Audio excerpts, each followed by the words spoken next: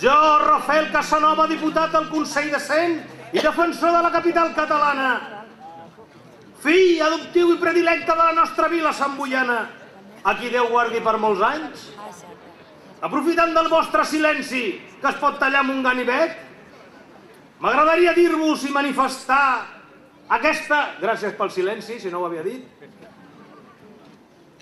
Aquesta grandíssima conveniència, com dic, de l'anomenat punts suspensius, perquè hi penseu, parc fluvial del Llobregat.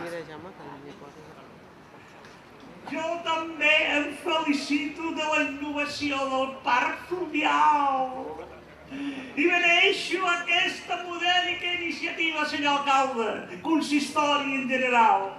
Doncs, habemus parc, habemus obispo! Ave populum!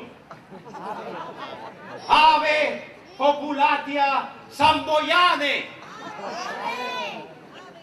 Tribunae Samboianus ego grandorum felicitare! Columba, Columbae, Columbis, aqua, Llobregatis, passerà, circus fluvialensis! Bé, bon dia a tothom. Després d'aquesta rèplica, com si hagués sigut una inauguració del segle XVIII, però també amb reminiscències romanes, doncs ha de fer un acte curtet, però penso que s'ha de fer. Crec que avui és un dia important per Sant Boi, és un dia important no només per Sant Boi, sinó per tota la riba i per tot el delta, el fet d'obrir aquest tros de parc fluvial que en un futur ha d'enllaçar des de Collbató fins al Prat. Però de moment avui ja podrem anar des de Sant Boi al delta per un magnífic passeig.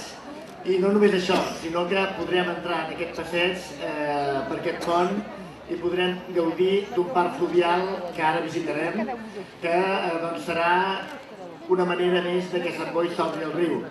Ho dèiem aquests dies, Sant Boi ha estat molts anys oblidant-nos del cognom, Sant Boi de Llobregat, ens quedàvem al Sant Boi. A partir d'avui recuperem el cognom, Sant Boi de Llobregat, perquè recuperem el riu, perquè recuperem una part important de la nostra història i perquè recuperem un espai vital perquè Sant Boi respiri també. Penso que això és importantíssim, que Sant Boi torni a respirar, torni a gaudir del riu i tinguem aquest magnífic espai que ens dona aire, que ens dona oxigen i que és una aportació ecològica de primer ordre a tot aquest delta que de mica en mica anem recuperant. Mireu, avui obrim una porta que ha estat tancada massa temps, que fins i tot ens ha fet oblidar en part qui som i que ens ha fet perdre la nostra identitat de gent del riu, de gent del Llobregat, de gent del fang. Per tant, avui us convidem a passar per retrobar el riu, per recuperar el seu paisatge, per fer-lo també un paisatge de les nostres ànimes, per passejar per les seves vores, per observar la fauna, que ja fa temps que l'ha convertit en la seva casa, i que ens recorda que també aquí, al Llobregat, el riu és vida. Acompanyar-vos en aquest acte és una que em fa molta il·lusió amb un dia de festa com aquest, per un doble motiu, la Puríssima, però també aquest retrobament, aquesta recuperació del riu.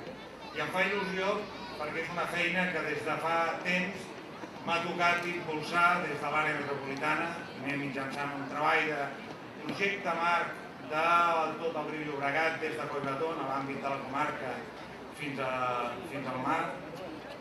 És un treball que s'ha d'anar desenvolupant en projectes, en actuacions de seguiment, i avui en tenim un primer exemple concret, el primer exemple d'un procés llarg i un exemple concret, allò que es pot trepitjar, del qual se'n pot gaudir.